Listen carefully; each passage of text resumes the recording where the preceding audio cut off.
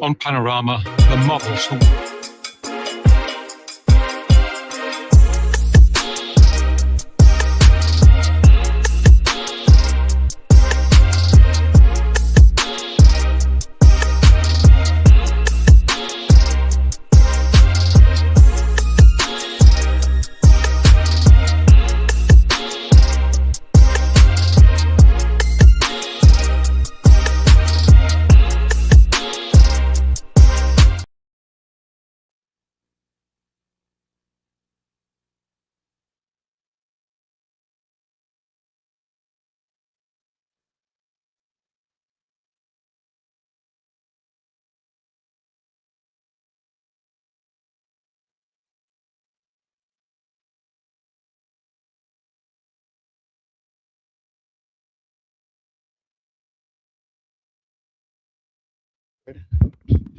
We ready. We ready. We ready. We ready For y'all. for y'all.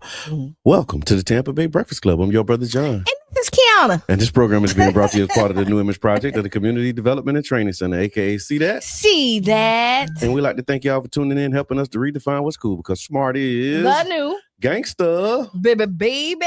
And if you don't know, now you know. Charlie Funk got something he want to let you know too, Oh, y'all. yeah. You know what? I'm finna make sure that you hear it. There Go you ahead. go. Charlie Funk, tell him. Club is an independently produced program. The views, opinions, and statements expressed by hosts, guests, or callers are their own and do not necessarily reflect the views, positions, or policies of Carrie Festa Radio, 99 Jams, its ownership, management, affiliates, sponsors, or partners. Enjoy the show. Boom. You heard it. He Yeah. said enjoy the show. Enjoy it, y'all. So make sure that you tag a friend. If you do enjoy it, tag a friend, tell a friend that we here, we up, and we ain't going nowhere. I don't think so. We just celebrated 8 years. Yes. Eight Amazing years. 8 years. Straight up. STR8. Yeah. Straight up. What he said. Yeah. that's the thing. Okay, Straight do up. you know what fries? STR8. I got a question for you. Do you know what fries mean? Fries? Yeah. Like French? I don't know what I was fries told mean. that my generation is lame. I mean, it probably was by a younger generation, right? It was Yeah, that's how I go. a 10-year-old. Oh yeah, that's how it is. So I just found out what fries mean. What fries mean? Bye. That's lame. I thought so too. Fries. Why would you? I don't know. Yeah, okay. So I got my nieces in the station. Y'all can't see me. So you okay? They ought So to come on and tell us what I makes might pull them on in, like, They're so- not camera shy. I don't know. I see the head shaking. I see But the nods. See like, no, we ain't doing that. And to be honest, Yeah. they don't even know they've been talked about. Okay. Yeah. So okay, these are my Instacarts. Okay. These are I Gotcha. take for me to do Instacart. That's right. Vonnie and Mar, and then they kind of like took over my house. So I think they might be trying to stay the summer. I know Mar say she is. That's always fun though, right? It is. Yeah, you come and stay with Auntie Q for the summer. I mean, but we've been having fun. Yeah, that's Oh, yeah. what I'm telling you. I already figured. So I guess there's a daycare center that they have these kids having too much fun. Because they want them to go to They sleep. want them to go to sleep. That they have I saw an article where there was a mother who was upset because the school apparently was giving the children what they call sleepy stickers. Yeah. Are you familiar with what a sleepy sticker is? I just saw it and Okay. no, I wasn't. Okay. 2 seconds. Like Okay. 3 minutes ago, I did not know what a sleepy sticker was. But when I saw it, right? Yeah. I know so many people finna go get these. Oh my God. Because the way the video showed, them kids kids was were- like, Mouth open, knocked out, sleepy sticker. don't y'all put them sleepy stickers on there so y'all can go to the club at night? But what they said was, I guess one of the students, the little girl, she snuck a sleepy sticker out of the classroom and brought it home and showed it to her mom. And when her mom saw the sleepy sticker, she had a fit. And then so she started asking the other students, other parents about the change, yeah, because they said they noticed a change in the children. Like when they come home, they whoa. So the sleepy stickers. This ain't funny, it's y'all. Not funny, this not funny. It's interesting because. Good morning, Sharonda. Because I mean, this is what they doing now. So when you go to you drop your children off, you gotta inquire about how they put them down. So all right. Take your time. Take your time, Q. Take your time. So at this point, I think that cameras need to be inside of classrooms. I agree. Sharonda, thank you. Roll call. She in that. Yeah, I agree. You got to keep your eyes on what's happening in these classrooms at this point, because sleepy stickers really. So sleepy stickers, they generally refer to one of two things: adhesive aromatherapy patches used to promote relaxation, or decorative stationery stickers and planners. That's not what we're talking about. And so these are the aromatherapy. These are topical patches infused with essential oils like lavender, mandarin, and sweet marjoram, designed to stick to pajamas or bedding and diffuse calming scents. Oh. However, there are some that they call them melatonin knockoffs, basically. Sharonda say she use them. She use sleepy stickers? Yeah, for Zay. I can see it. I can see it. So if they put one on him in school and he came home doped up. Oh, she said she definitely used something to knock Zay out. Okay. Yeah, like some kitty They used to use Motrin and Benadryl. But yeah. I heard them on the radio during one of the storms saying it's okay to give them a little Benadryl. to calm their nerves. And I was like, really? That's your hurricane? Activity with your children.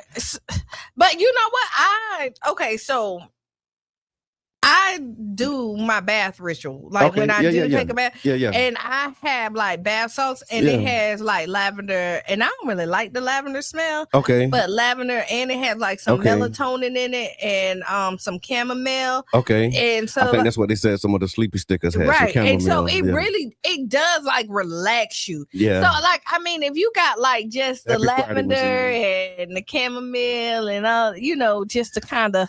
But you got to let me know you really should. You really should let these kids. Kiwi Love, Sean, tag Kiwi Love if you on here. I want to Kiwi back. Kiwi, where you at? Roll call. Yes, she back. They made it back. And shout out to Kiwi Love and the twins. Actually, their birthday is Monday. It's been a year. It's been a year since the twins was born. Yeah, Papa, 7-7. You got some twins. Yeah, we got a set of twins, and that's turning one. And so their birthday is the day. So tag it. No, not the day. Monday. No, the party. You know how we do it. Oh, y'all doing the party today? The party today. Yeah. Oh, okay. They doing the party. Papa just show up. You just showing up. Yeah, Don't that feel good? It feel real good. Don't it you could just show up and then it's at somebody else's house, not your house? Oh, they doing it on Chuck E. Cheese, old school. Yeah. Oh, that's even better. Nobody has to clean up. You have it. There you have it. Yeah, they good. And I mean, it's right before the holiday week. So this is kind of the first, figuring out how you celebrate birthdays, knowing that your birthday is 3 days after the 4th of July. So that's kind of the space right now. It is. You know what? This is always like a. Yeah. Yeah. For me. Yeah. For me, because Jared's birthday is Sunday. The 5th. Okay. Yeah. The 5th. Yeah. Yeah. And Sunday. How many years? 6. 6 years. Wow. 6 years. Wow. And you know what? Yeah. I like AI. I don't like AI. I got this love-hate relationship with AI.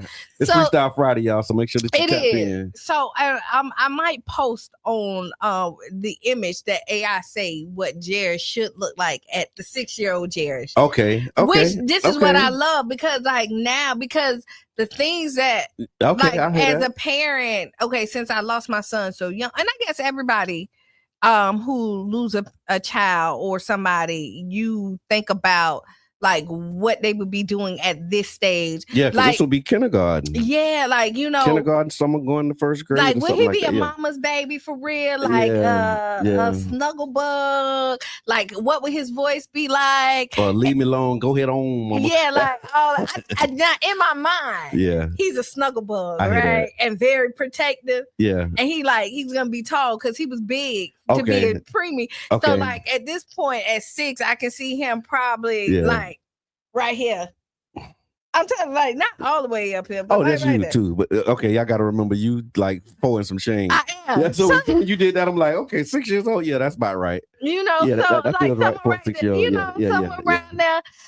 So I might, drop it and just to kind of have some fun. maybe, just have some fun. Have some fun with it, no doubt. And so, y'all keep your eyes open. And then one of the other things too, so let me just back up for a second. Okay. Knowing that tomorrow is Independence Day, and then I also want to take a minute. I would be remiss if I didn't take this moment to acknowledge the passing of Mother Khadija Farrakhan. So we didn't do that on Monday. Yeah, we didn't. And so I just want to make sure that we take a moment and, while many know Minister Farrakhan and, his public leadership, people may not be familiar with his wife, Mother Khadija Farrakhan. But they were devoted, married 72 years. Say that again. They were married for 72 years. 72. Got married in September of 1953. Wow, because she was 90. She was 90. She just celebrated maybe about 6-7 months ago her 90th birthday. And she recently transitioned. And so they're having her janaza is what they call it, or the funeral services today for her. And I mean, just the impact that she's had on so many lives is real. And so definitely want to just take a minute and acknowledge, man, that, that was a giant. Yeah.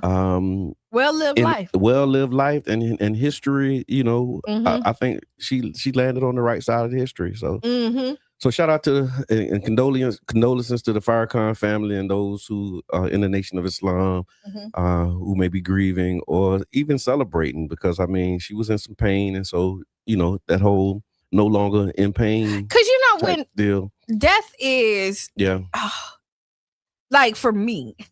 Yeah. When you look at somebody with longevity and selfishly you want them to stay, but you think about when your body's tired and if you're in pain, like there you go, Miss Teresa. Good morning. Good morning.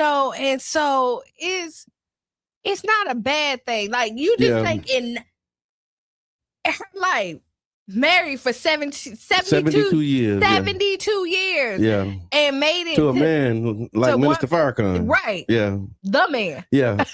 That's gotta be tough. Right. Just think about like all the stuff, and he overcame all of that and still did it with grace. Yeah. So it's amazing. Top of the morning. Thank you for checking in, Janet Michelle. Roll call, y'all.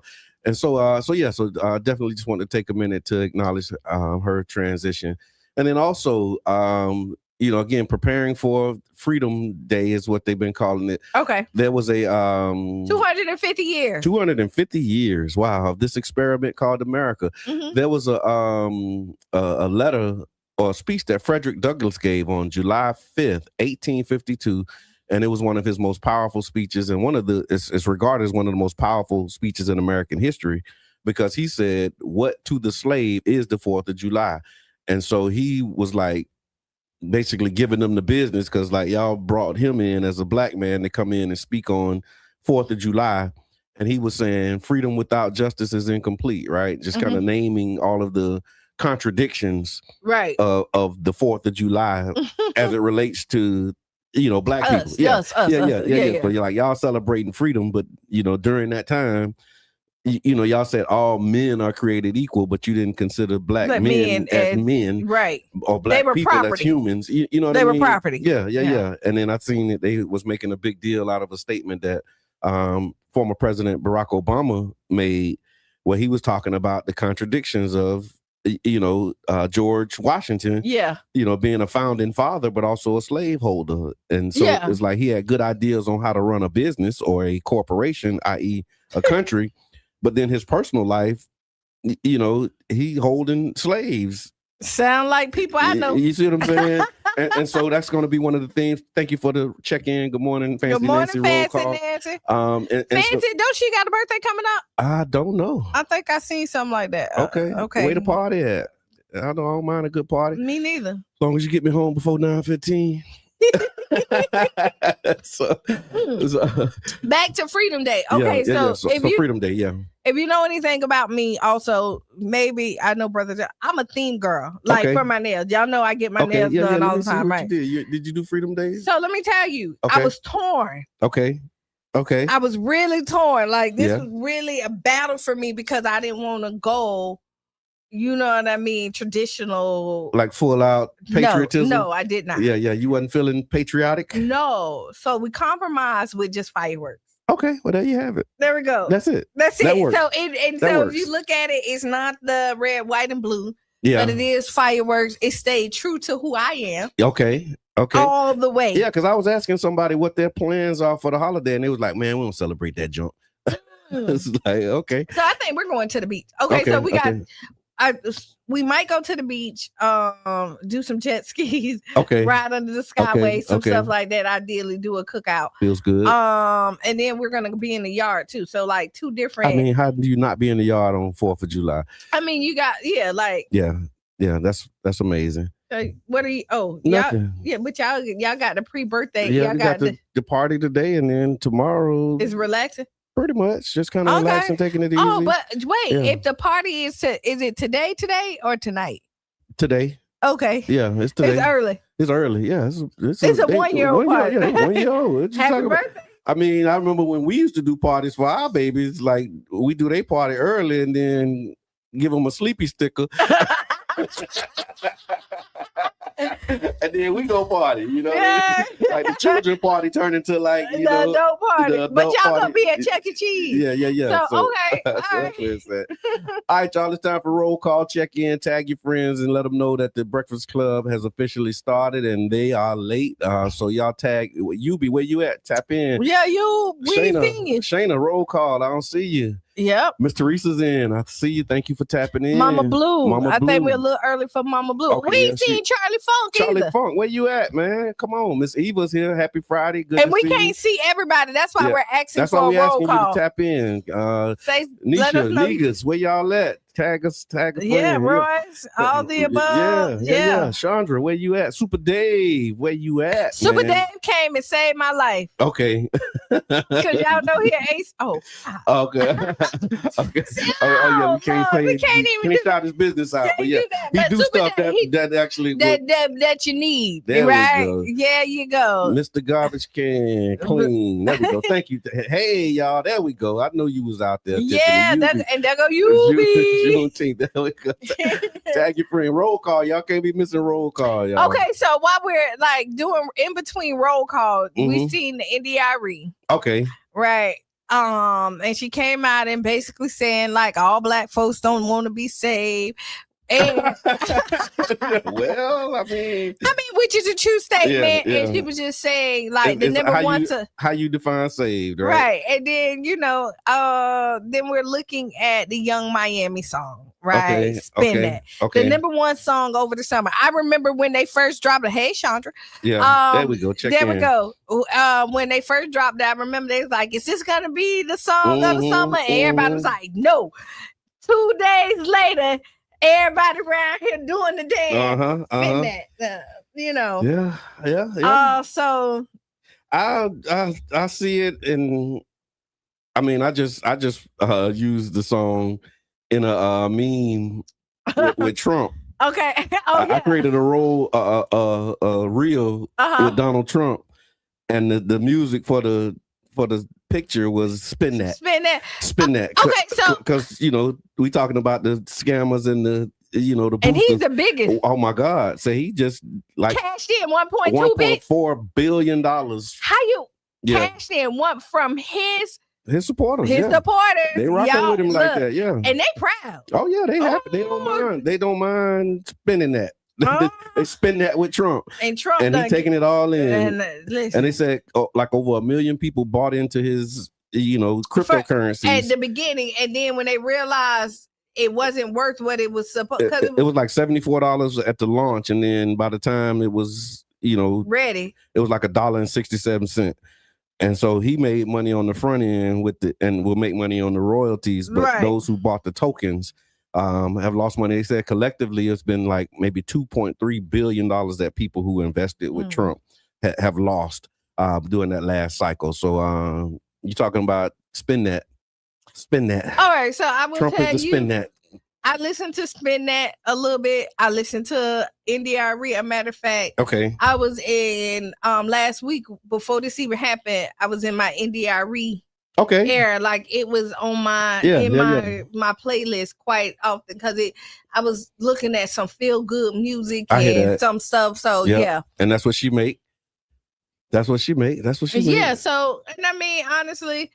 Trick Daddy done said something. So do you think it is because Trick said that he feel like the people that's coming in is jealous because they're not selling music? It's not jealousy, y'all. I don't think so. Spin that. It could be, but I don't. Have you listened to that song? Yeah, I have. God. And crickets in the station. I listened to that song. Mm-hmm. And I was like, oh my God. I mean, not just the hook, just what she's saying in the song. I'm like, how is so when is entertainment not entertainment? Who decides that this is going to be the hit for the summer? Like where, how? The machine. How? The machine. Because I'm like, out of all of the artists and all of the things and all of the messages and all of the moment and all of the magic and all of the stuff that's going on in the world right now, somebody felt like this is the thing that we need. Then this is the thing that we're going to promote. This is the I think she got an award for it. That you know it's like it's how it's the machine, and you look at it like what they feel. And I'm not saying that like right, Chandra, that ain't nothing to be jealous about. No, say the silence is golden. Larry, what's good? Thank you. The machine, like she said, it's the machine. That is, but that's just like they feed us garbage, not only in our music, you know, with our food and everything else. And you think what they give us, and hoping that we fall into the trend. So when we wasn't Spin That, we were on big time drill music. Okay. You know what I mean? So if you got to choose between Spin That and murder. Right. But look scamming and murder. But look at like how they was pumping so hard. And then you get this generation that really think that like that's where it's at. Yeah. Like you supposed to be going in there scamming and boosting because everybody don't just take it as music. Some people do. Like I'm one of them people. I can kind of listen. I can listen. You can separate entertainment. I can, but I don't overdo it. Like Spin That ain't in my rotation on a regular. Now, if I'm out somewhere and they come on, all right, it's cute to kind of do that dance. Yeah, Spin That.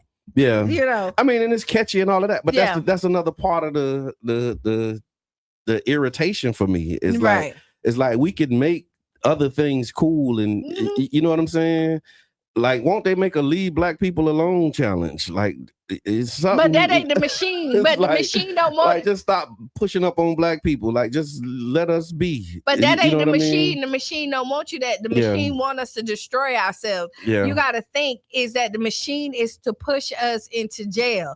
Yeah. To destroy the black family. The whole agenda. The agenda to right. Yeah. Good and Lord. So you look at it like again, and we follow it like we talked about the other day. Go ahead. And I saw a video of I saw a clip that said a mother and a daughter were just locked up because they had Louis Vuitton bags that they had stolen from a store that they boosted, and they were on the video with the Spin That challenge, showing that boosted bags, and then the boosted bags got tracked on that video, and now they in jail. Is it worth it? It worth it? So she asking where they at, and they showing here I am, and they going to jail because of it. Yeah, no. Yeah. No. Where the scammers at? Here we go. Here we go. Here we go. Where my boosters at? Here I go with boosted material, and then the people get your cool time. Get your, you know. And now you come and getting whatever time they got for you. But you, so now the whole thing about scamming, boosting, all that other stuff is that it's supposed to be like a private job. Like nobody ain't supposed to know that you do. That's what you do. Like it's like a select few supposed to know it. Like it ain't. You're telling on yourself, and that's the thing about social media. Thank you, UB. There we go. So and then you're on you're on social media bragging. Yeah, Pooh Shiesty. I seen. I guess there's a new video that just came out with him. Showing the moment where he forced Gucci Mane to release him from his deal. So there's like a video with a guy pulling a gun on him saying, tell me that. So he has to be like one. So that's his generation, right? It really is. Like you think it's cool to tell on yours. And this is, okay, listen, all my criminals.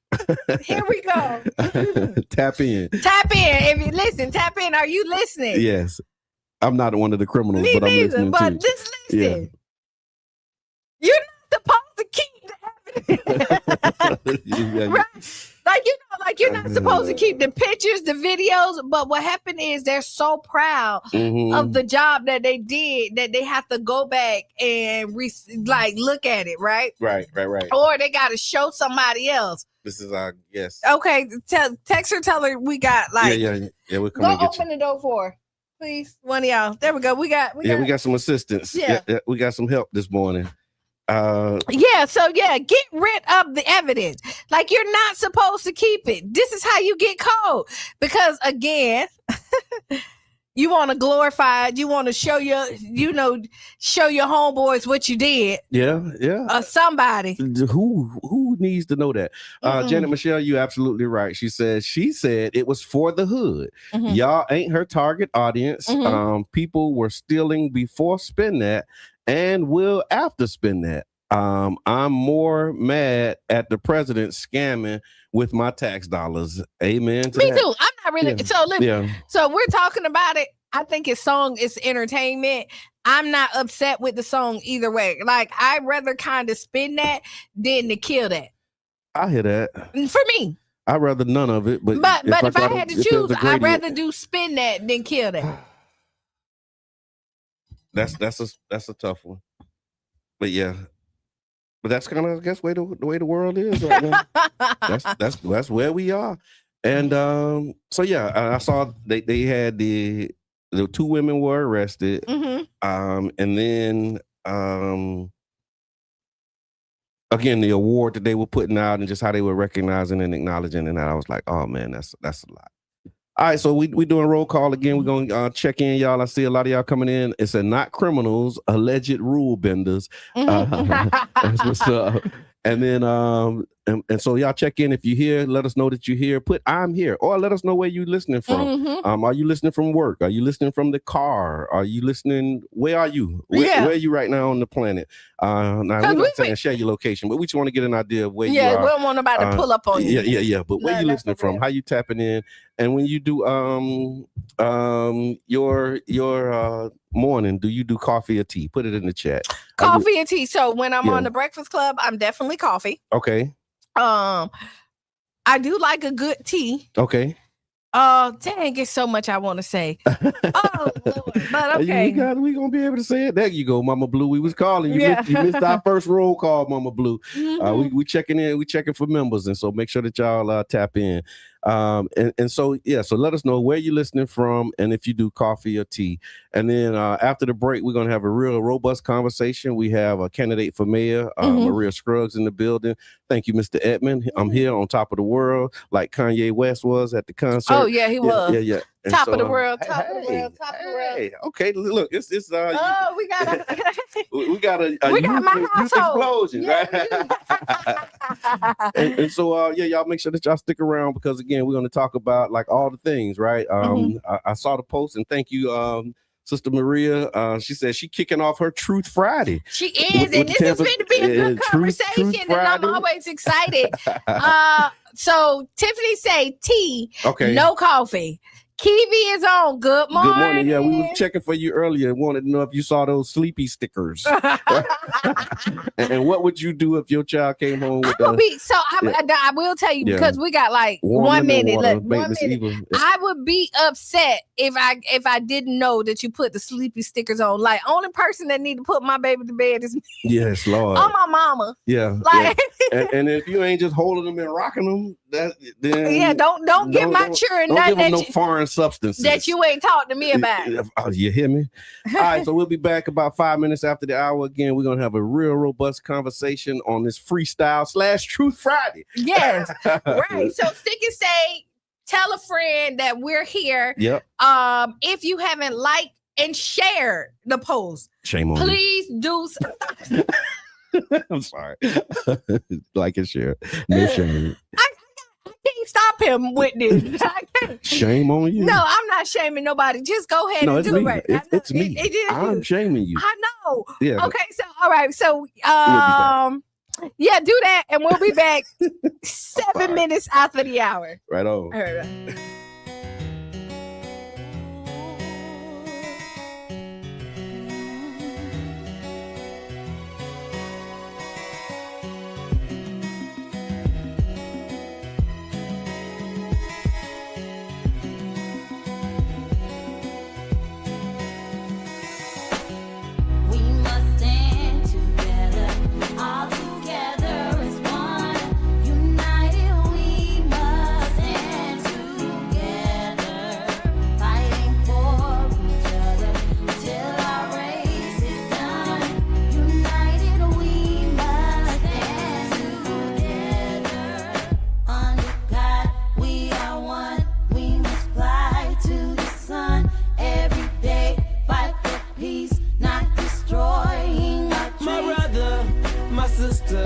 I got love for you, no lie. I give my best, I try. Someday we'll touch the sky. You're an angel, little baby. Wipe all your tears away. I know it's been crazy, but keep your head up high. Foot chase through the projects, dodging foreign objects. Street knowledge, I should've went to college. Odds stacked against me, surviving off instinct. 3 blocks from the precinct. Lil' homie caught a case, others lost family members. Product of his environment, projects produce violence in the middle of the streets, cause that's how we eat. Just I rap about the trap don't mean I ain't about peace. We must stand together, all together as one. United we must stand together, fighting for each other till our race is done. United we must stand together, under God we are one. We must fly to the sun every day, fight for peace, not destroying our dreams. Peace in the streets, love to my brothers, love to my sisters. We all need each other. Children need their mothers and they need their dads. Taking a life that don't make you bad. The fact that you do that is so sad. Pocket watching, plotting on another man's cash. Pick up a book instead of picking up a gun. Increase your knowledge and that'll increase your funds. If everyone succeeds, then crime would decrease and people would live instead of resting in peace. Unity, that's what we need. Stand up and be a positive force in the community. We are one, we must fly to the sun every day, fight for peace, not destroying our dreams. We must stand together, Must stand together. all together as one. As one people. United we must United stand we shall rise. fighting for You fight for me till our race is done. till we see God. United we must United we will rise. Clap with me. under Clap. God we Clap. are one. Yes, sir. We must Clap. fly to the Clap. sun. G beat on the track, Every man, and I day, mean fight this. It's for from the peace, heart. not destroying back and forth to prison, cause my position in the ghetto is wishing. My dreams was in my hand, man, instead of so distant. Violent crimes on my record, showing judges I'm reckless. Yes, they think I'm rich and young, like Young and the Restless. Every time I see a young brother rich in peace, got to be the only time when I watch TV. Cause the struggling and suffering is all I see. Besides muscling and hustling that wall with heat, I point the finger at the devil, boy, for taking my peace. Cause the only way to live is to take to the streets. But they rate me as a villain for the killing and dealing. For what? My last resort to make me a living. I don't give a damn, tell them so what? I'm gonna survive even if they threaten me with life. The arms of poverty held tight, making life a fight. But in the sky, we got to unite. Keep your head in the sky. We must stand together, all together as one. United we must stand together, fighting for each other till our race is done. United we must stand together.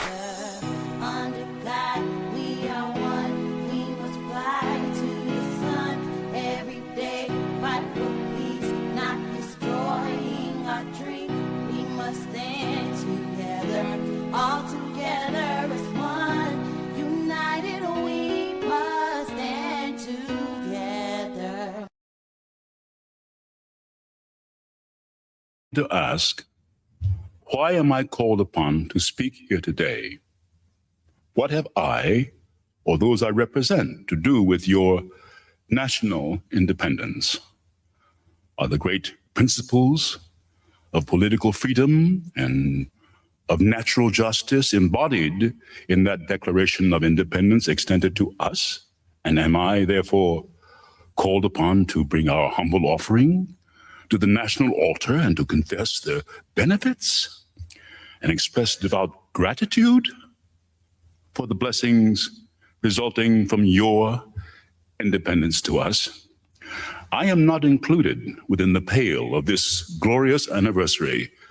Your high independence only reveals the immeasurable distance between us. And just like that, guess what? We back. We're back. Oh. we back. Welcome back to the Tampa Bay Breakfast Club. I'm your brother John. And this is Qiana. And this program is being brought to you as part of the New Image Project of the Community Development and Training Center, aka See That? See That. And we would like to thank y'all for tuning in, helping us to redefine what's cool, because smart is the new gangsta. Baby. And if you don't know, now you know. Okay, you know what? So go ahead. Got to tell them too. We got to say I got this. You go. Plus, yeah, The Tampa Bay Breakfast Club is an independently produced program. The views, opinions, and statements expressed by hosts, guests, or callers are their own and do not necessarily reflect the views, positions, or policies of Cara Festa Radio, 99 Jams, its ownership, management, affiliates, sponsors, or partners. Enjoy the show. I like there you go. You know I like sounds. Boom. Yeah, the explosion at the end. And if you're just tuning in, we have with us candidate for mayor Maria Scruggs in the building. Again, we call it Freestyle Friday / Truth Friday. Truth Friday. And you're kicking it off here with the Tampa Bay Breakfast Club. Welcome back. Well, thank you, Brother John. Thank you, Q. How you feeling this fine Friday? To be here. It's awesome. I'm not on I-4. Okay, yeah. Because it's crazy. Jump out the bed on those days, and I got 18 more to go. Yeah. 18 days? 18 more working days. Oh, wow. Yeah. Congratulations. You're retired. I'll be retired. Yeah. And how many years have you been?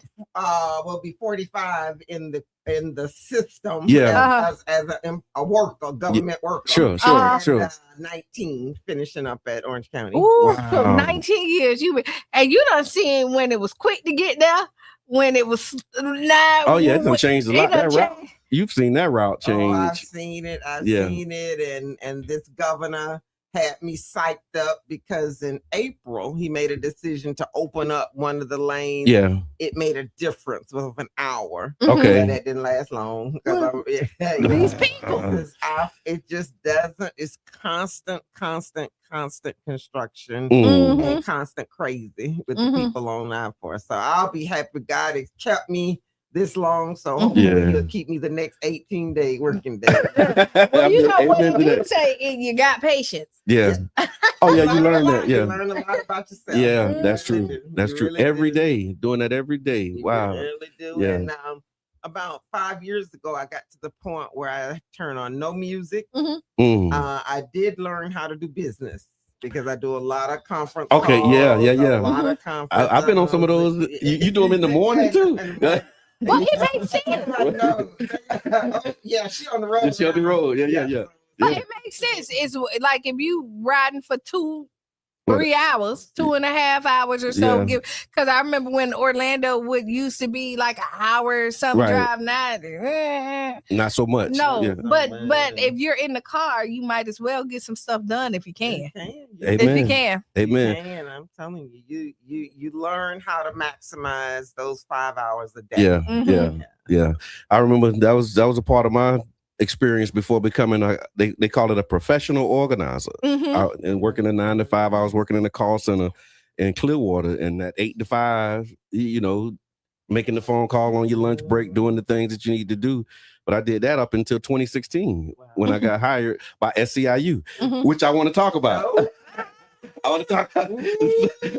Okay, so we're gonna talk about that. So let me frame this for our audience so that y'all understand this, right? So Sister Maria is very active on social media. Yes. And you didn't just start that. And you do a series called The Truth Days. Was it Truth Thursday? It started with one day. It started with one day. I remember it was like a Truth Tuesday or Truth Thursday.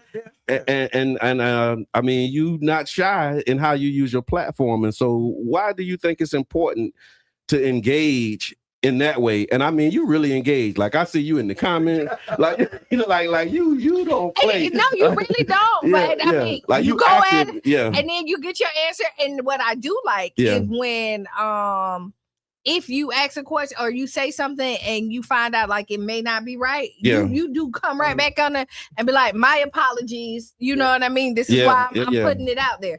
Okay, but go ahead. So why you think it's important to engage in that way? I'm a criminal justice professional. Okay. So I bought into very early the importance of truth and fact finding. Okay. And in this country, in this experiment, as Brother John called it, truth looks a lot different these days. How about that? Yeah. I tell you, I had to create a forum that helped me understand that truth is still a great foundation of getting results. And that as human beings, we often can get the truth twisted. So the reason for the very out front with it, with some, especially from the political arena, oh my gosh, she's engaging on social media. I would never do that. What do I have to hide? I'm an open book. And not afraid to make mistakes in the public. And like Q said earlier, when I do, I come back and oh God, I blew that. Boy, that humility is something else. It really is. It helps build character, and it helps you recognize, okay, I'm being called down on this. I'm being held accountable because I made this mistake, and I bet you I won't make that same one again. But I won't make that same one again. And I think that's one of the challenges we have. People just do not want to be held accountable public. They want to be in the public, but they don't want to be held accountable. Yeah, I've seen that too, where it's like, okay, you're going to say this in public, but then when I respond in public, you say you should have called me and we could have talked about this privately. You know what I'm saying? Like you said this publicly, I correct you publicly, and they say, "Well, why you correcting me publicly?" Well, it was a public. You know what? Thing. I have this thing. I'm gonna check you where you started at. That sounds like my mama. I was just going down. Like I gotta sometimes you let stuff slide, but with some stuff you can't. And if you go public, I need to check you publicly. Yeah. Right. And I like that because the last time you were on here, you said that you're okay with being checked publicly. Like I'm a public figure. I'm out there. And if you got something to say, do it. Just put it out there. And then the other part that I see too is that you intentionally will tag people. Why do you think it's important to tag those? I don't want anybody to forward you my text if I'm talking about you. Okay. I want you to see it. I want you to know what I'm saying. I'm calling you by name. Okay. Uh-huh. Yes. I'm not throwing shade. Yeah. So you won't have to guess that I'm talking about you. Okay. And so I'm very intentional in making sure that people know I'm tagging you because I'm saying something about you publicly that That's right. you should either be aware of. And if you want to respond, please do. Yeah, here's the space to do that. Yeah. Do. But you said I don't want nobody to forward you my what I said. Like I'm tagging you so that you now, get it. now that we can directly. get some clear understanding. Yeah. Now, do you think that with that, because you are so bold, I would say that, and being transparent, is that causing problems with you working with other people? Well, I don't think so. Okay. I think initially it made folks a little bit more uncomfortable. But what I can tell you, what I've seen over the last maybe 3 or 4 years, maybe not that long, but maybe 2 or 3 years, the number of conversations I have with people saying thank you. Yeah. For opening my eyes. Yeah. Thank you for being bold enough to tell the truth. Yeah. Now, Q, this is the truth about America. I don't care what you do and who you do it and how you do it. It's going to always be someone that's not going to agree with you. And this is true. Okay. Yeah. And I say so much so that Jesus, Martin, and Malcolm were my heroes. Yes. And what happened to them? They told the truth, but what happened? Yeah. They killed them. Yeah. So none of them made it past their 40th birthday. Yeah. People, you're gonna always, if that's your biggest concern about who won't like you, you're gonna struggle. You're gonna struggle. And I'm so much at peace with who Maria is. That I can tell the truth, as the old people can say, and shame the devil. And be good about it. Feel real. How long did it take you to get to that space where it was like, I'm just gonna say it and stand on it? Have you always been that way, or did you have to grow into? Did you have to kind of grow into? I think fundamentally, criminal justice and social justice was my calling. Okay. That's where. That was the introduction to me in the church. Okay. Yeah. It was. Yeah, we come to church on Sunday. But our real work is out in the community. Yeah, you get fueled up and ready to do the work on Sunday, but the work ain't getting ready and putting on clothes. The work is Monday through Saturday. There you go. Yeah. So I had the honor of watching my great uncle, Reverend Nina Davis, and like you said, when you're younger, you're not realizing the impact and the lessons you're getting, and the Sunday dinners with Uncle Enoch at the foot of. At the head of my grandmother's table, because my grandfather had passed at that time. So he was the patriarch. He was the granddad, great uncle. That's right. And you never really understood what kind of lessons were being fueled in you. And I just came from a place where even the church was adversarial. My uncle was very active in the civil rights movement. We built the Bethel Heights. We built the first Black credit union, the first credit union in the Black community. Wow. That came from the church. And so that fundamental or that foundation was laid where I remember my mom saying to me at 12 years old, you won't be sitting in this house doing nothing. Amen. Work out there to be done. And I've been doing it ever since. And you mentioned the church and the impact that it had on you. And then you also recently just put out an open letter to pastors. Would you mind sharing a little bit about the inspiration behind the letter that you put out to the pastors and faith leaders? I will. I attended Greater Mount Zion AME. That's last Sunday. Okay. And when I got in the car, I was just sitting there, and I felt it was something that I was called to say to pastors. And I sat there in that parking lot and in Greater Mount Zion's parking lot and scripted that message. Because I think there is something eerie going on in the Black church. Particularly when you have members of the clergy that are intentionally suppressing their voters' access to candidates. Let's call it. I have pastors in our community that are not allowing me in the church. They're running me around and giving me all kind of excuses about why I can't come, and if you can drop off your literature, but we don't want you here. And is the message. And that's scary. That is scary to me. And I think that the importance of what, first of all, you're doing God's business, not political business. Yeah. And in that, I think it was just so important to have a conversation with our clergy for those that received it. And I was shout out to Pastor G. Greg Murray. Yeah. He's retiring or may have retired. Oh, he did. Did you see his post? It wasn't no long runway. What he said, effective immediately, I'm free. Like, he probably gave the keys and everything. I don't know what happened. Yeah.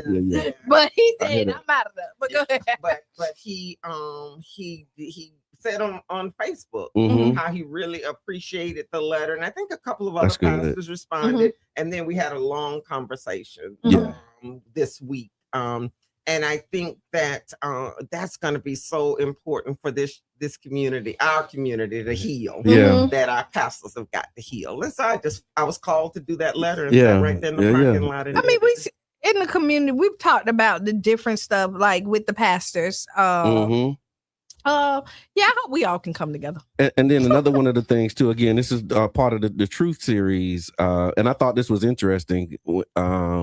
The SEIU endorsement process. And so SEIU is the Service Employees International Union. And when I saw your post, I said, I think you might be on to something. And so maybe give us a little background and context, and then I'll share my experience with that process too. And then I'll share mine. Yeah. Yes. Shortly after I filed, that was one of the first organized groups I felt that I needed to reach out to and introduce myself. And I was told that, well, the first thing that shocked me was the young lady here said, oh, I don't have you on my list. What are you running for? I said, well, I'm you were the first. Yeah, you were the first one to. I'm tagging Afifa. Y'all know Afifa. She's the president of FPSU. I guess she was right. You weren't on the list. Nobody was. But go ahead. Was exactly. Right. I thought that was very interesting. And so when I got the call that SEIU was going to be endorsing Mayor Welch, I thought, oh wait a minute. And then I started getting calls from city employees. Okay, that's what really lit it up. Yeah, okay. Who are members of the union? SEIU, who were not aware that they were going to be endorsing the mayor. And the question was, well, did you participate in the process? I said, no, there was no process. If there was, I was not aware. Okay, I hear that. Sure enough, I called the young lady and I guess it's Afifa. Okay, and I asked the question, did you all have a candidate screening process? And she said no. I'm like, oh my God, you guys. And I think I'm always thinking that the PBA and the firefighters did the very same thing. And as I said in that letter, labor unions are already hanging on by a thread for real in Florida. Yeah. And when they do that for political expediency, because you got a step increase. Yeah. You got a step increase.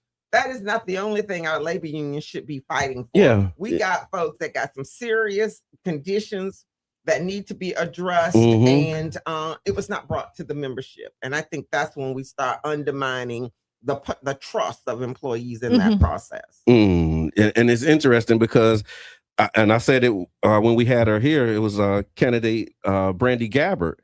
And that's how we met, because I was an employee at SEIU. We were doing the community union is what the experiment was. It was like a pilot project to see how we could take the union organizing and do that in communities, because you have workers that they're organized on the work and the job site. But our role was to say, okay, now when you get off work, what's your engagement in the community? And so that was when we were doing the leadership academies. That was, 2016.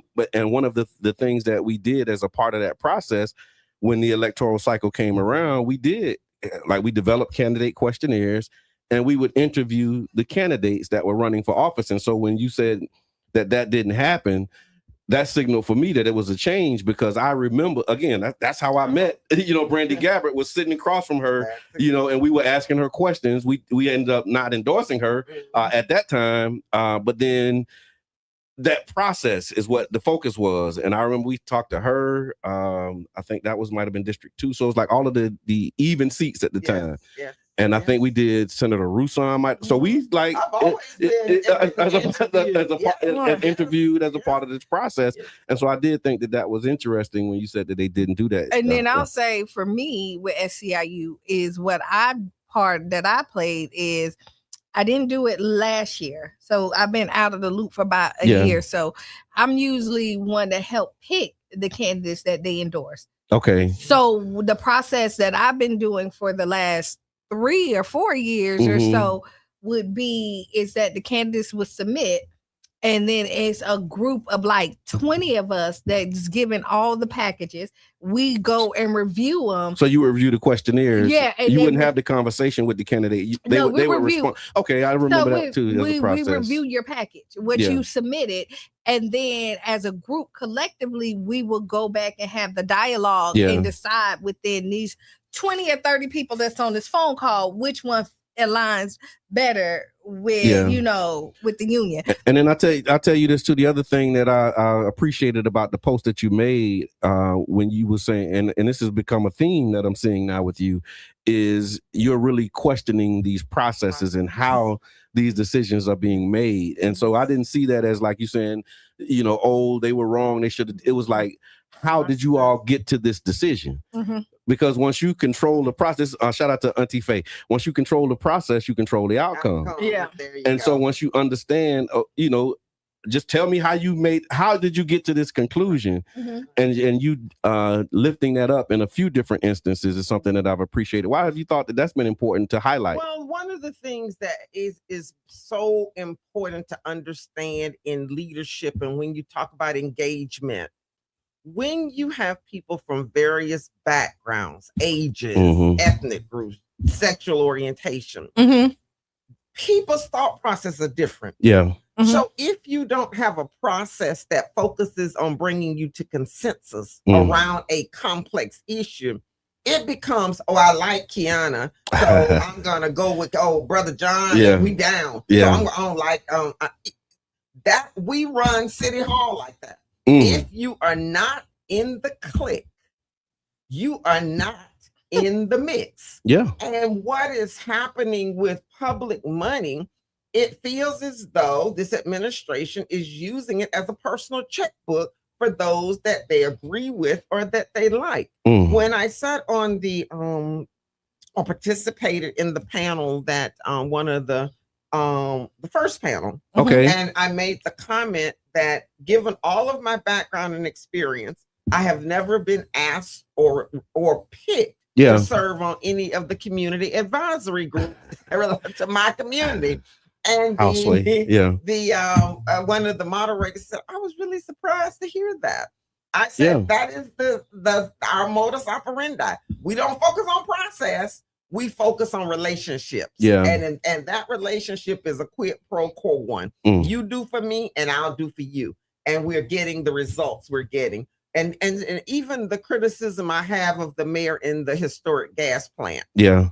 If he had taken the council and the public through a process of looking at various options, as opposed to just diving in, I'm going to do this because I'm keeping a promise to his community. And I really want to correct him on that. Okay. It's not just his community that he has to be focused on. It's our community. Yeah. And if he had taken us through a series of a process that looked at various options, and then through some kind of consensus process can say, this is how we came up with option A over option B. Yeah. Because to just outright say you're going to sell one of the largest public assets in this city to the highest bidder is totally irresponsible. And I think that takes me back to why process. It doesn't matter.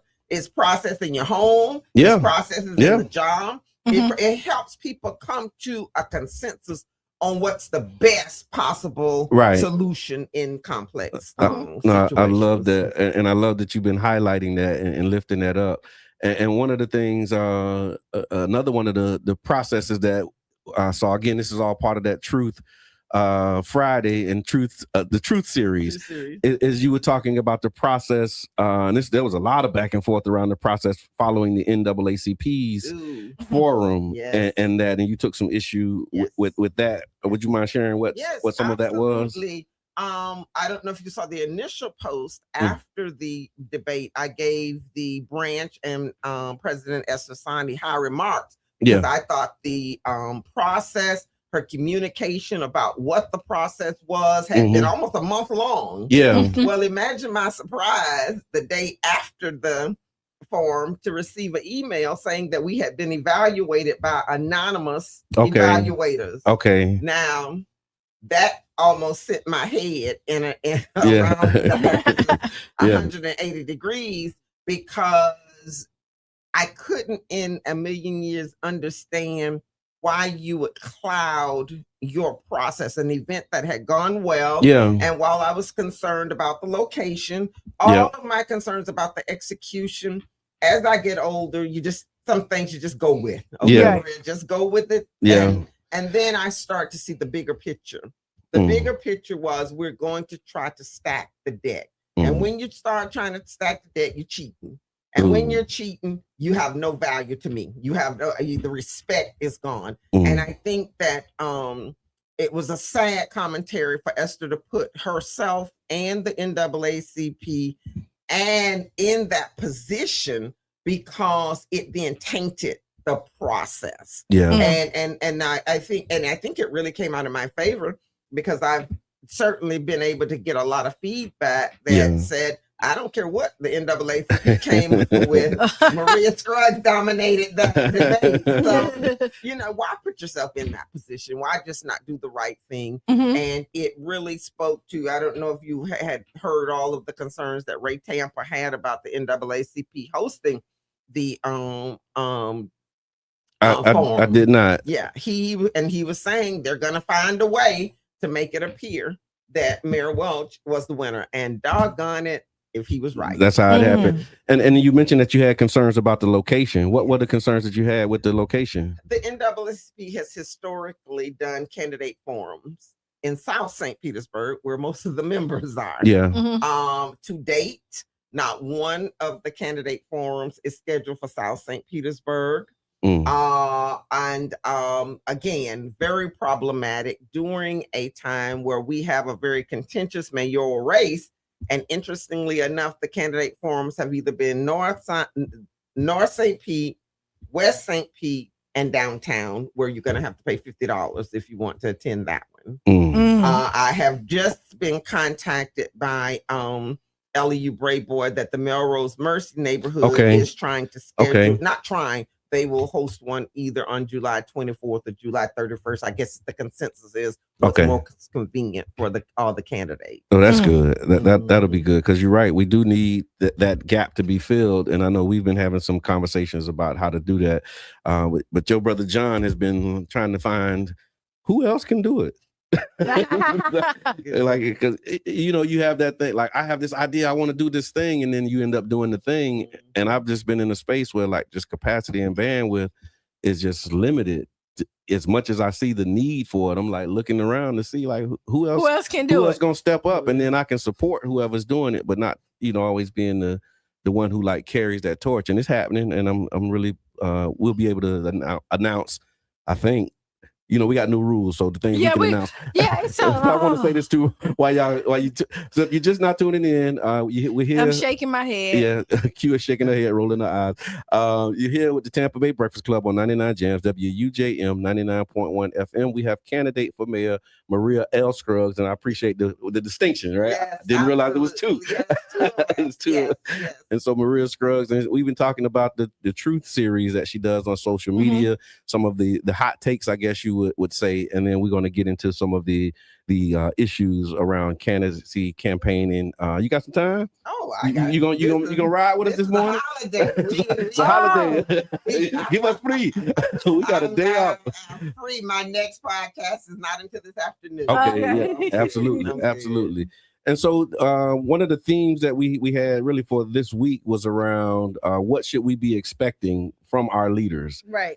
Particularly the mayor, and those who show up. And there was this conversation I saw, again, social media and the timeline, and there's this idea that we want our leaders to show up and be present, everywhere. Right. We definitely talked about this. Yes. And then we want them in the office. And we want them to pass good policy.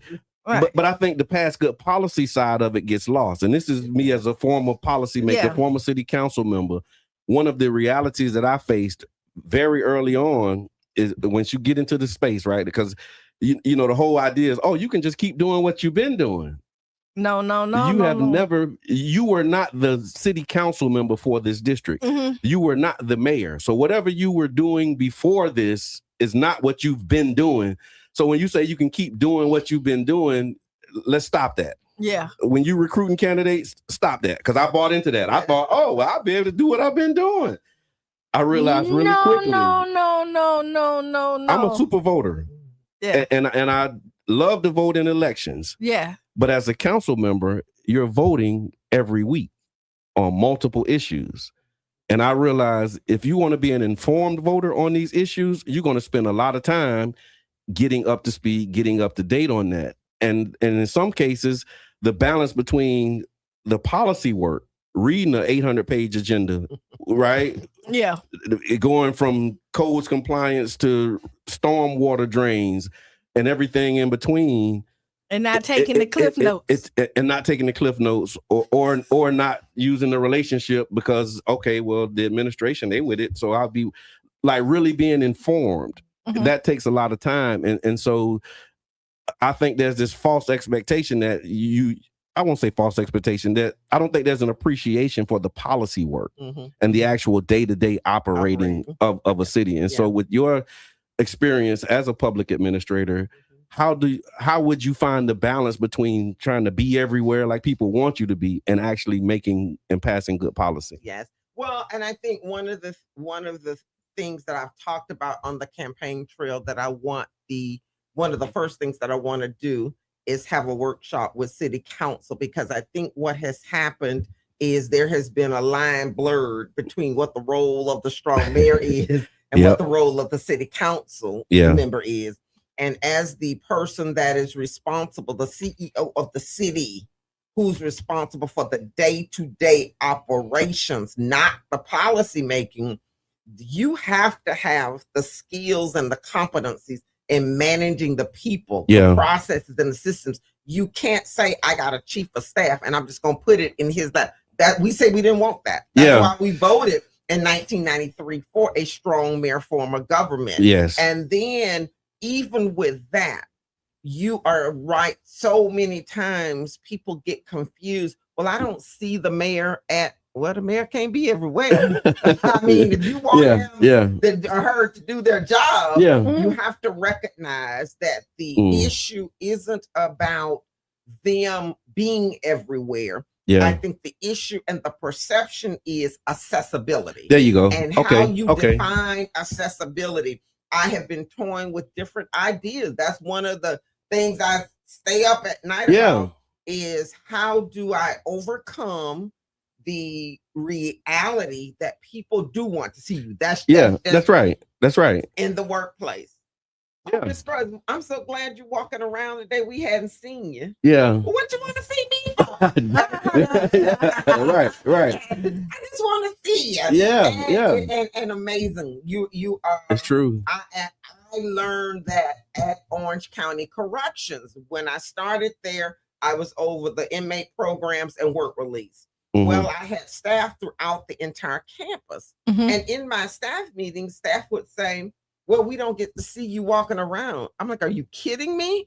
Over the campus, there's no way I'm going to be walking around. But what I came to understand after hearing that a couple times, I just want to touch you. Yeah. I just want to know you there. Yeah. I just want you to know that I'm here. Right. And you are hearing me. That is so important in the workplace. Yeah. City Hall is a workplace. And I think that outside of the mayor's operational and operating his decision, I think that the perception is that he's not accessible. Okay. Meaning, he's not a people. Yeah, like I can't put my hands on you. On that's been a narrative that's come through. And that's a part of the challenge with being in those offices is, and Q, this was like we had our off air briefing, and Q was saying how like you can be doing the work, but if nobody knows about it, then it's like that tree falling in the woods. Right, nobody cares. Right. Because like you could do the work and somebody else will take the credit for it, right? Yeah. And then you could be out there not doing the work. But you everywhere. You in all the pictures. You cut the ribbons. But there's no policy. There's no shift in the administrative functioning. And that was another part of my struggle. Again, and this was just lived experience. It's like, I really want to be here. I really want to organize the community. And so the town hall series and this whole co-governing idea, but there's a balance because it's like, okay, y'all, love y'all to death, but next Thursday, I got stuff to do. I got vote. I got a 240 page, term sheet and agreement, because the Rays was like dominating that, and it was a lot of work that had to be done where like you have to prioritize, and I think that's one of the things that as community and we got don't some appreciate. Questions too. Yeah, we asked, and I was just letting them stack up. We would actually have some questions in the comment section and in the chat from our members. You want to take which one? We could let's start with who we got. Eva. Let's start with Miss Eva. All right, Miss Eva says, what will be the first item on your agenda that you will do when you become mayor? Oh, number one, I just said it, and that is to establish to get council to agree, hopefully would agree, to hold a workshop on clearly identifying the roles of the mayor and the city council. I think because the lines are getting very blurred, I think it's so important for me to have a working relationship with all council members, not just the ones I like. And then the second priority is building the relationship with the 3,800 employees that are with City Hall, because one of the things that's really, really important for people to understand, the public to understand, is that as the CEO of the city, the mayor, the employees become an extension of you. Yeah. And if your employees have not bought into your vision, you're sunk. Yeah. And I think this is one of the fundamental issues that this mayor has experienced. Are his employees, regardless of what department they've not bought into your vision, and that's primarily because there is such a detachment. Yeah, he's up here, and they're there. Yeah. You cannot run a city like that. So 1 and 2 go hand in hand about relationship building with the people that will help me run the city. I think that it's so important for the public to take the crowns off the heads of elected officials. Yeah. They are people. Yes. They have to be treated like people, not kings and queens. And then as administrators, which is what the strong mayor is, has to recognize, bro, sis, you can't do this job by yourself. That's right. That's right. Go around strutting and thinking you all that in a bag of chips. Yeah. And you have not built, because it's a process. Yeah. A relationship with your employees and a relationship with that council where you can feel good about the fact that you're not going to always agree. Yeah. But people know in your heart of hearts that you're doing it because you believe that it is the best thing for this city, not just for Q, because that's my little girl, not just for Brother John, because he my boy. I got something for you. Just wait. Yeah. People have got to be the public trust has got to be rebuilt in City Hall. All right. Another question: how do you manage your self-care during this political run? Well, I tell you, no, take your time with that one. Take your, because that's a real like I don't want to gloss over that one, because that is important. Because as we're you standing up front, you put yourself out there, it's a lot that come with that, and just the ideas, the thoughts, and like you said, the things that keep you up at night, and you wake up with an idea, so you got to how are you managing your self-care during this political run? I tell you, the way I have managed it for a very long time now, and it took a lesson. It took a couple of hard falls and a couple of sick days to understand that it's number one. My first thing is rest. Yeah. I rarely will take a phone call after I get in the house. Yeah. Most people will know after 8 o'clock. Yeah. And the reason that is because your phone will ring all night long. And so typically if it's ringing after 8, I know it's something wrong. Yeah. With somebody. Yeah. So rest. Yeah. That's number one. And that sounds like a clear boundary. I think that has to be established as well. Like being able to say like after 8, y'all know that's because you're right. As long as you pick up, people will call. People will call. Another piece of me and my self-care, y'all know, everybody know I'm a Sean Brown fan. And that's been over 30 years. Yeah. And it's important for me I love music. My dad was a musician. And so just to have that time where I can go and hang out and just listen to music and dance. And you did.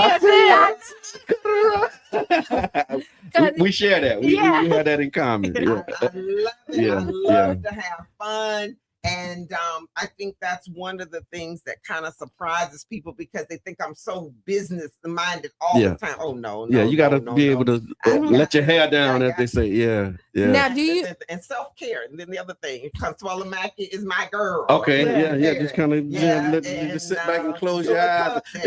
Because she gonna get you right now. Oh wait.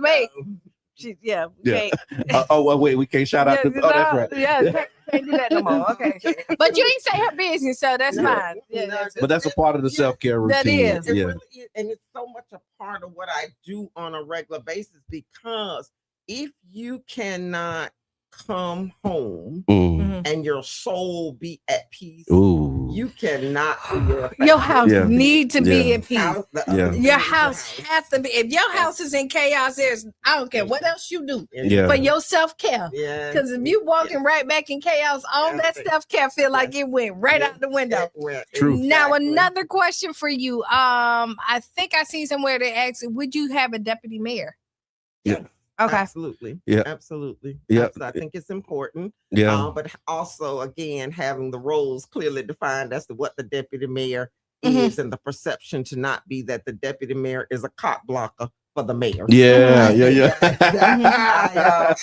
You so real. You so real. I think that is detrimental. I have seen that in one of the previous administrations, and that just cannot be that person's role to block the mayor from doing what they need. I hear that loud and clear. And let me see, Crutel has one in here. He says, what specific zoning reforms will you introduce to increase the housing supply and lower the cost of living?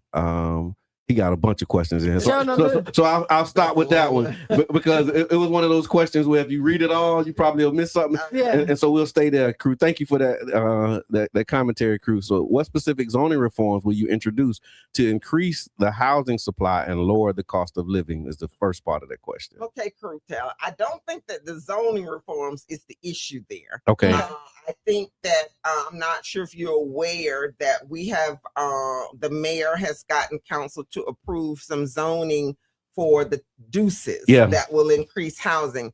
I think the issue about the zoning and the housing costs are two different issues. Okay. One of the things that my campaign does not use is the term affordable housing. Okay. But currently the housing stock that we're building, it just isn't affordable. Sadly, the train is at the station now. It's gone down the track. So that's what takes us back to we've got to be creative on finding ways to put money into the hands of people and small business owners. Let's just face it.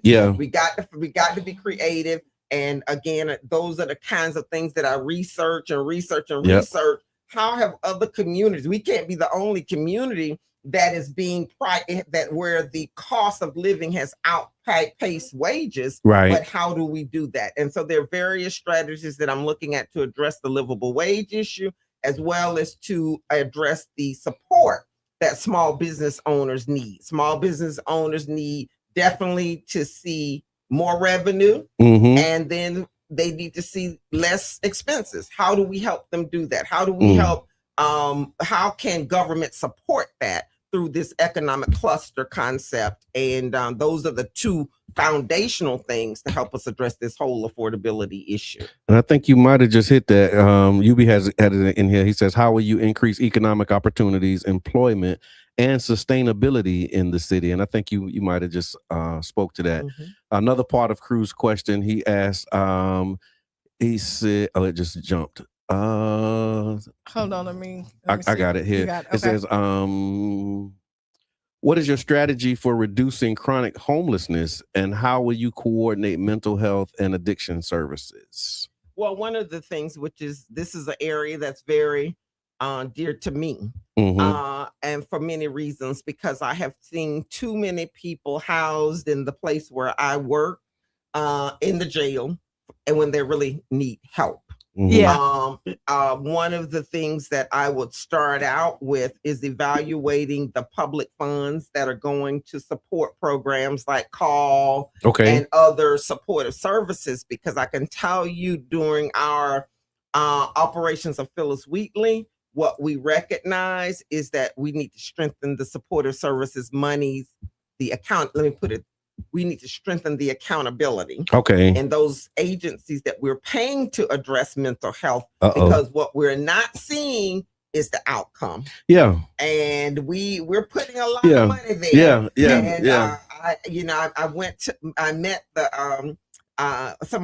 two of our community police officers introduced me to the young lady who's running the CALL program. And I know this young lady was probably thinking, who is this crazy lady? Because I went up to her and I told her, I said, I just want to introduce myself. I said, and there's been a lot of public support of the CALL program. I said, but when I'm talking to people in the community, I'm not hearing it in the same vein. So I'm going to be reaching out to you, and what I'm looking for is real outcomes and receipts. And she said, well, I got it for you. I have not had time to follow up with her, but I will. But I said, I don't want that to be intimidating to you, because I want the program to succeed. I here's a foundation, and a lot of programs on the surface are good, but it's time to take it to a different level. Public resources are limited, and we spend an awful lot of money in St. Petersburg funding foolishness that does not work. We just don't have the outcomes. We don't have the numbers. Do you have any examples of things that you? I tell you, Mike Gelazzo called me out on social media last week, and he said that he used the word IRE, meaning that I had a really aggressive tone. Oh yeah, the ire. Yeah, I know that. I seen that word. I kind of know what it means. And I said, no. Why does he think that? It is not personal, bro. You have just you've been to the trough quite a bit. You and Esther Sani, y'all have you all have received a lot of public money. I want to see the results, because I saw a presentation at City Hall that left me scratching my head. And then when I talked to certain council members, they didn't quite understand it. They were simply supporting it because the mayor, and I thought, no. Let me raise my hand. I think we might have talked after a couple of those when I was on council. I'm thinking, okay, come on, folks. Now, as we used to say when we were children, Thomaside. Thomaside. Love you. That is. Love you, Dummy Tracy. If they ever doubted that you was from South St. Pete, we know now that you from. When you say Thomaside, you from South St. Pete for real. And resources are going to be limited. If this referendum passes, which in my gut, I hope I'm wrong, it will pass in November, because I think that the voters are being intentionally misinformed about how much savings they are going to have as a result of this passing. But the reality of it is, if it passes, there's going to have to be so much adjustment in our spending, and it has to start with accountability with the money that we're spending. I want programs to be funded, but I want us to be able to say, rather clearly. Yeah. This is what we've accomplished by spending X amount of dollars. Yeah, and I hear that, and I'm sorry, Q. I'm just like, No, go ahead. Go ahead. Like go ahead. Let me fall. Let me know when to step back. Go. It was around when you talk about the outcomes. You know, we Policy Partners just wrapped up the 10-year report on the South St. Pete CRA. You've been engaged with that and participating in that, and that was one of the things that we saw was that there's actions and activities that are defined, but the outcomes are very vague. And so, what would be your plan to kind of bring that into focus so that you can have measurable results on these initiatives that are happening? Absolutely. How would your administration approach shifting that? One of the things that I have been pushing for since Dave Fisher was mayor was a comprehensive planning process for South St. Petersburg. Because what I recognized is that given the millions of dollars that have been spent in South St. Petersburg, it has been intentional for us to not have a strategic plan, because that's the slush fund that's used to fuel some of these development costs in projects. It's not to do what it was supposed to do. And I think that one of the things I'm excited to do is to engage the people on what real planning looks like, and how communities around the country are engaging their community in the process of planning, and then having a public and transparent process for you to evaluate us. Yeah. A public dashboard. This is what we said we're going to do to eliminate housing. This is what our goal is. This is whether we are making progress. And this is the other piece that's tied to that. We pay a lot of city officials a lot of money. Yeah. We have quite a few people that are crossing that $200,000 mark. Number one, I want to make sure that they have the skill, competencies, and the capacity to function in those positions, because the expectation is results. Yeah. We can't keep having the same problem year after year after year after year. And we're not able to say, okay, wait a minute. No, we're not making any progress on this one. Let's stop. Yeah. Let's go. Let's rewind. Yeah. And see what we need to do differently. And the other reality that we have to understand about the mayor, as brilliant as I may be, there's a lot I don't know. Yeah. But what I do know is that the mayor has the power of convening, because there's a whole bunch of smart people in St. Petersburg. Amen. And I want to be able to collaboratively utilize people who have the talent and experience in a particular area. I met a sister on the phone the other day with that whole resiliency piece. I said to her, look, that has just not been my area of expertise. And before I could say, I definitely am going to be looking for people with that experience, she was like, I got it. And she started rattling up. I know that. I know we have a plethora of people that are strong in areas that I'm not.